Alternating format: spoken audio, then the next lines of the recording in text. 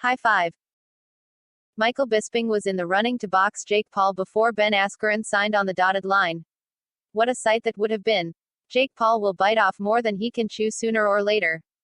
The proof is in the fact that he already almost did. His team were in negotiations to fight Michael Bisping instead of Ben Askren. Regardless of how big you think the differences are between boxing and MMA, the difference between Bisping and Askren are larger. Even old and one-eyed like some sort of feral neighborhood cat, we'd put our money on the Count any day. Bisping revealed the details of his negotiations with Triller and Team Paul in a conversation. I got offered a contract. It wasn't enough money, he said, transcribed by bjpen.com. They made an offer and it was some decent cash. But, if I'm going to make a fool out of myself by boxing a YouTuber, then I'd want a bit more for that. I'm not going to come out of retirement, but that's essentially free money to me. If the number was big enough, then I'd be a fool not to go and pick up that money. But I wasn't pursuing it. And I think if anything, I think Jake was very clever.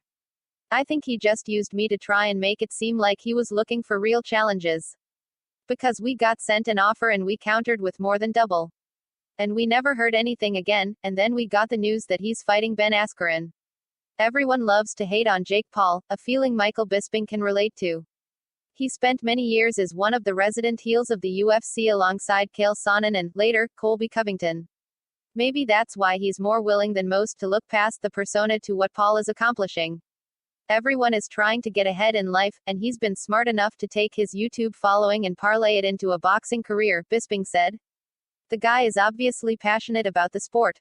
He trains very hard. He's a switched-on guy.